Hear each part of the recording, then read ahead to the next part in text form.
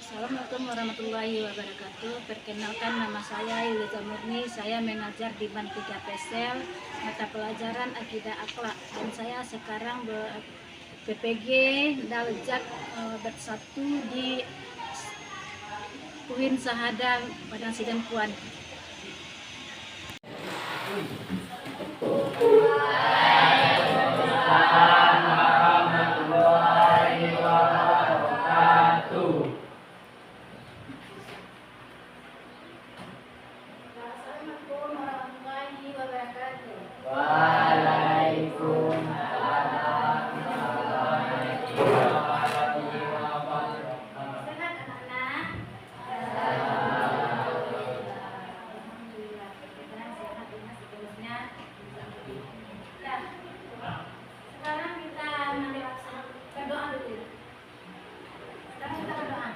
Istai, berdoa mulai.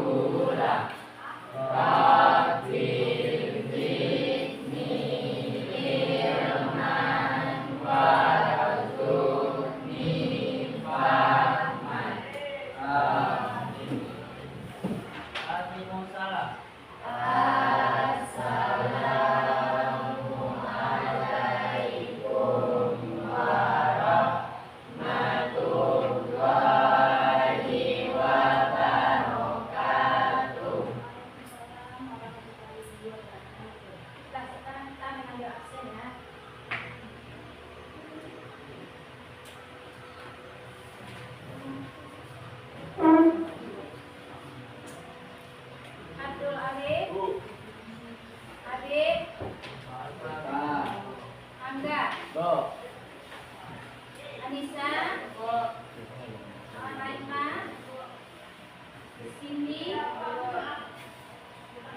Eza, Gilang, Siska, Malia, Melati, Pinto. Ada yang tidak hadir ya? Bisa dimulai belajar. Tentang apa kita belajar sekarang? Akidah Islam. Kita dengar dulu videonya ya. Assalamualaikum sahabat-sahabat Islam. Kali ini kita akan membahas tentang akidah anak soleh. Yuk kita perkuat akidah kita dengan memahami maksudnya. Akidah atau keimanan merupakan bagian yang sangat penting dalam Islam. Akidah merupakan fondasi utama dalam Islam yang mendasari seluruh ajaran Islam lainnya. Akidah yang kuat dan kokoh akan menjamin kekuatan dan keutuhan Islam seseorang.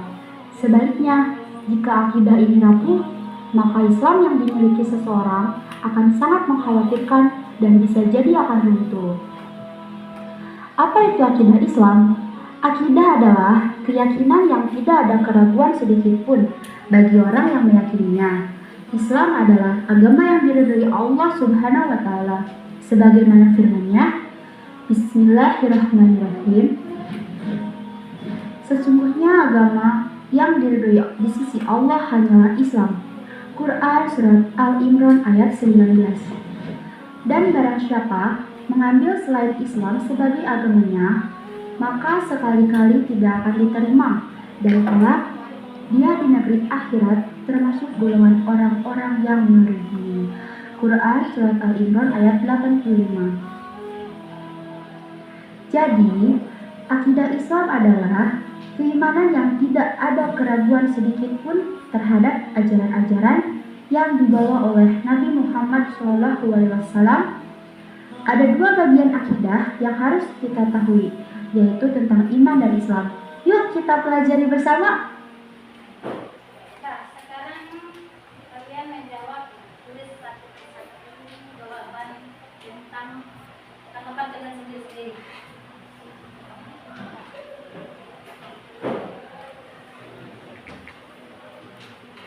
Tulis nama,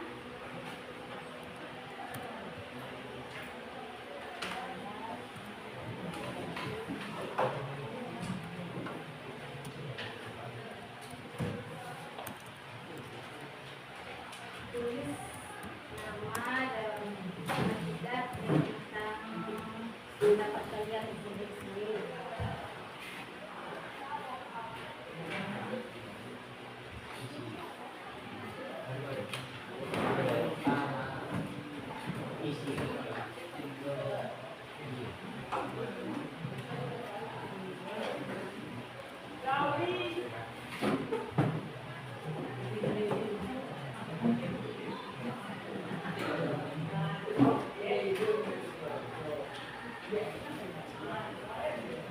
Bikin nama di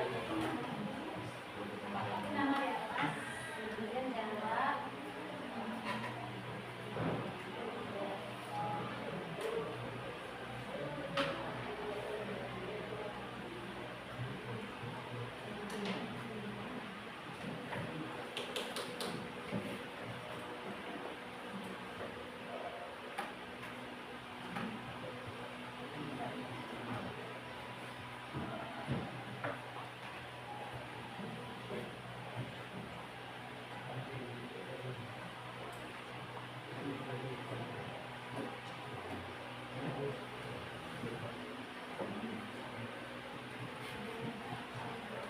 Tidak, kalau udah siap, ditempel di papan tulis.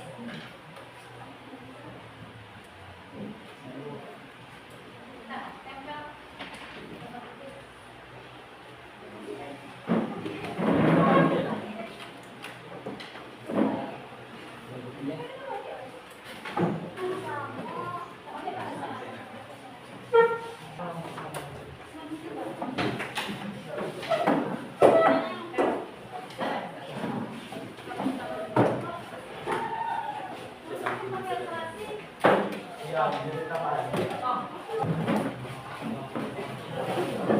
Terbakar oleh sengatan matahari yang terasa semakin terik. Tidak cukup sampai di sana, orang-orang Quraisy itu mencambuk tubuh mereka sambil memangsa mereka mencaci maki Rasulullah Shallallahu Alaihi Wasallam. Naudzubillah. Ada kalanya saat siksaan terasa begitu berat dan kekuatan tubuh orang-orang Islam yang tertindas itu semakin lemah untuk menahannya. Mereka mengikuti kemauan orang-orang Quraisy yang menyiksa mereka secara lahir. Sementara hatinya tetap pasrah kepada Allah dan Rasul-Nya, kecuali Bilal, semoga Allah meridainya. Baginya, penderitaan itu masih terasa terlalu ringan jika dibandingkan dengan kecintaannya kepada Allah dan perjuangan di jalannya. Orang Quraisy yang paling banyak menyiksa Bilal adalah Umayyah bin Khalaf bersama para algojonya. Mereka menghantam punggung telanjang Bilal dengan cambuk, namun Bilal hanya berkata, "Ahad, Ahad, Allah Maha Esa." Mereka menindih dada telanjang Bilal dengan batu besar yang panas. Bilal pun hanya berkata, "Ahad, Ahad." Mereka semakin meningkatkan penyiksaannya, namun Bilal tetap mengatakan, "Ahad, Ahad." Mereka memaksa Bilal agar memuji Lata dan Uzza, tapi Bilal justru memuji nama Allah dan Rasul-Nya. Tombak itu kepada Bilal. Sejak saat itu, Bilal selalu membawa tombak pendek itu kemana-mana.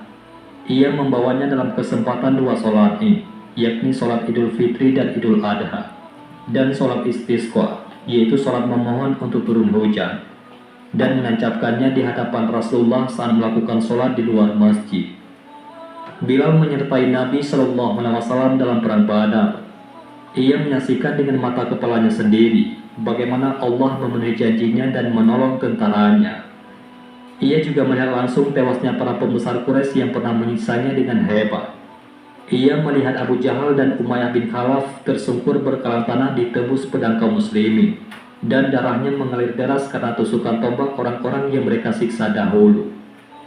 Ketika Rasulullah SAW menaklukkan kota Makkah, Baginda berjalan di depan pasukan kaum muslimin bersama sang pengumandang panggilan langit, yakni Bilal bin Rabah. Saat masuk ke Ka'bah, Rasulullah hanya ditemani oleh 3 orang, yaitu Utsman bin Thalha yang dikenal sebagai pembawa kunci Ka'bah, kemudian Usamah bin Zaid yang dikenal sebagai kekasih Rasulullah SAW dan putra dari sahabatnya Zaid bin Haritsah, dan yang terakhir Bilal bin Rabah yang dikenal sebagai muazin Rasulullah SAW. Ketika sholat zuhur tiba, ribuan orang berkumpul di sekitar Rasulullah SAW, termasuk orang-orang Quraisy yang baru masuk Islam saat itu, baik dengan suka hati maupun terpaksa. Semuanya menyaksikan pemandangan yang agung itu. Pada saat-saat yang sangat bersejarah itu, Rasulullah SAW memanggil Bilal bin Rabah agar naik ke atas atap Ka'bah untuk mengumandangkan kalimat tauhid dari sana. Bilal melaksanakan perintah Rasulullah SAW dengan senang hati, lalu mengumandangkan azan dengan suaranya yang bersih dan jelas. Ribuan pasang mata memandang ke arahnya dan ribuan lidah mengikuti kalimat azannya untuk menyertai Nabi sekaligus kekasihnya, yakni Muhammad SAW. Bilal selalu mengikuti Rasulullah SAW kemanapun baginda pergi, selalu bersamanya saat sholat maupun ketika pergi untuk berjihad. Kebersamaannya dengan Rasulullah SAW ibarat bayangan yang tidak pernah lepas dari pemiliknya. Ketika Rasulullah SAW selesai membangun Masjid Nabawi di Madinah dan menetapkan azan, maka Bilal ditunjuk sebagai orang pertama yang mengumandangkan azan dalam sejarah Islam. Biasanya, setelah mengumandangkan azan, Bilal berdiri di depan pintu rumah Rasulullah SAW seraya berseru, "Hayya 'alas shalah, hayya 'alal falah." Mari melaksanakan sholat, mari meraih keuntungan. Lalu ketika Rasulullah SAW keluar dari rumah dan Bilal melihat baginda Nabi, Bilal segera melatunkan iqamah. Suatu ketika Najasyi, yaitu Raja Habasyah, menghadiahkan 3 tombak pendek yang termasuk barang paling istimewa miliknya kepada Rasulullah SAW. Rasulullah SAW mengambil 1 tombak, sementara sisanya diberikan kepada Ali bin Abu Thalib dan Umar ibnul Khattab. Tapi tidak lama kemudian, Rasulullah memberikan tombak itu kepada Bilal. Sejak saat itu, Bilal selalu membawa tombak pendek itu kemana-mana. Ia membawanya dalam kesempatan 2 sholat Id, yakni sholat Idul Fitri dan Idul Adha, dan sholat istisqa, yaitu sholat memohon untuk turun hujan, dan menancapkannya di hadapan Rasulullah saat melakukan sholat di luar masjid. Bilal menyertai Nabi SAW dalam perang Badar. Ia menyaksikan dengan mata kepalanya sendiri bagaimana Allah memenuhi janjinya dan menolong tentaranya. Ia juga melihat langsung tewasnya para pembesar Quraisy yang pernah menyiksanya dengan hebat. Ia melihat Abu Jahal dan Umayyah bin Khalaf tersungkur berkalang tanah ditembus pedang kaum muslimin, dan darahnya mengalir deras karena tusukan tombak orang-orang yang mereka siksa dahulu. Bilal pergi meninggalkan Madinah bersama pasukan pertama yang dikirim oleh Abu Bakar. Ia tinggal di daerah Daraya yang terletak tidak jauh dari kota Damaskus. Abu Bakar adalah Tuan kita dan telah memerdekakan Tuan kita. Dalam kesempatan pertemuan tersebut, sejumlah sahabat mendesak Bilal agar mau mengumandangkan azan di hadapan Al-Faruq Umar ibnul Khattab. Ketika suara Bilal yang nyaring itu kembali terdengar mengumandangkan azan, Umar tidak sanggup menahan tangisnya. Maka ia pun menangis terseduh-seduh, yang kemudian diikuti oleh seluruh sahabat yang hadir hingga janggut mereka basah dengan air mata. Suara Bilal membangkitkan segenap kerinduan mereka kepada masa-masa kehidupan yang dilewati di Madinah bersama Rasulullah SAW. Dan kemudian Bilal, pengumandang suara langit itu, tetap tinggal di Damaskus hingga beliau wafat. Wallahu a'lam bishawab. Allahumma sholli ala Sayyidina Muhammad wa ala ali Sayyidina Muhammad. Mudah-mudahan ini semua bermanfaat. Assalamualaikum warahmatullahi wabarakatuh.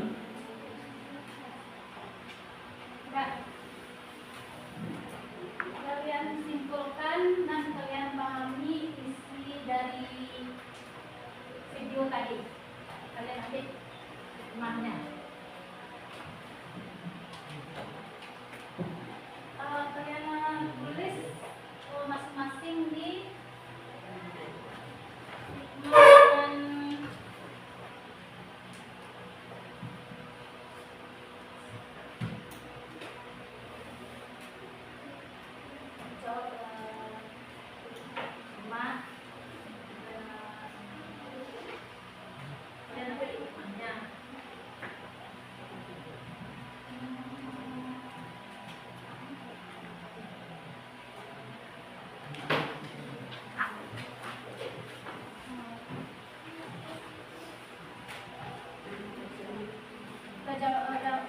kita tulis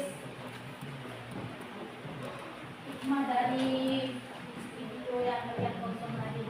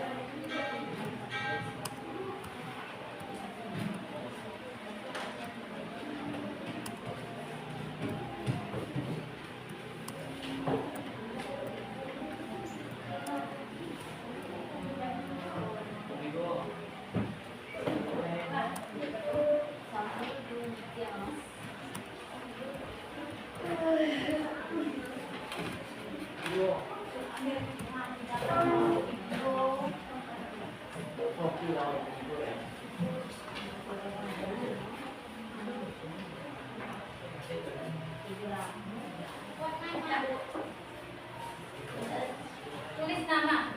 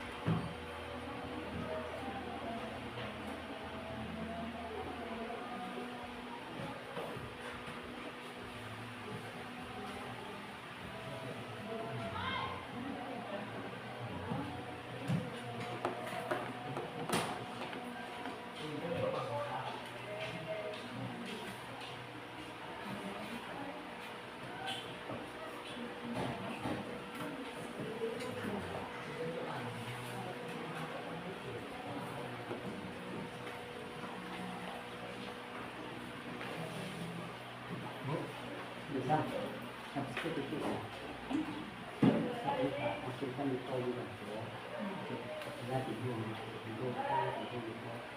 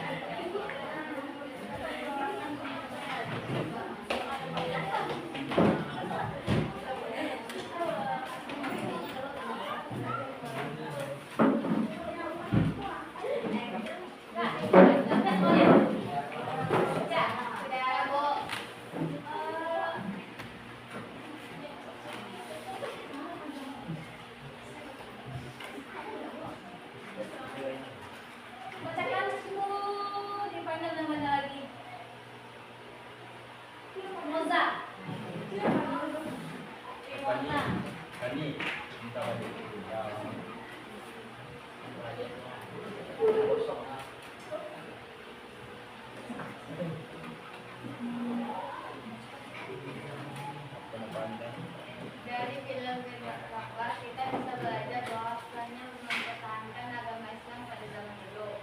Kita disiksa mati-matian namun dia tetap teguh dan berusaha menahan dan berbuat ini.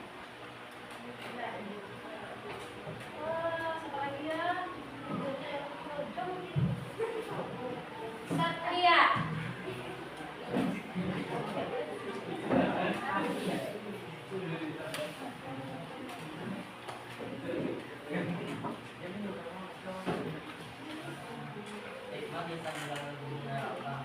Keteguhan iman, kesabaran dan keikhlasan dalam berjuang untuk agama, dan tetap teguh pula pada agama yang kamu pilih, bahwasanya Allah itu Maha Besar.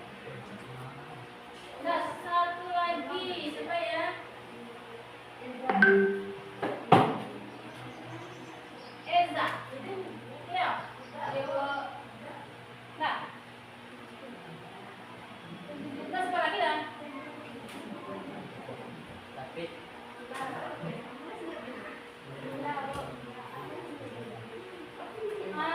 Cindy lah.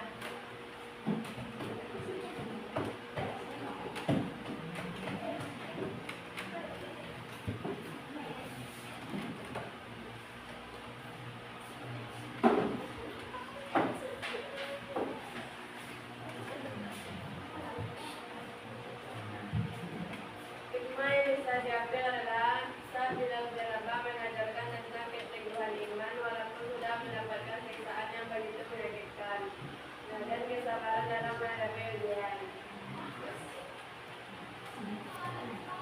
Udah, kita masuk ke kita.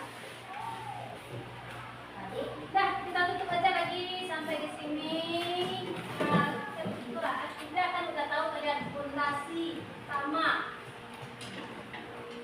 Fondasi utama kita bagi diri kita sendiri. Terus kita laksanakan lagi. Udah.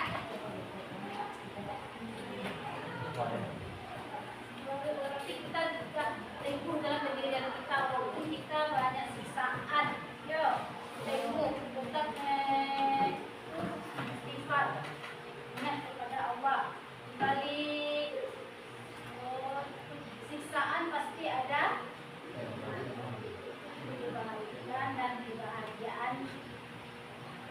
Kan ada kalian itu ada yang bilang, oh masih lama itu dibalik ke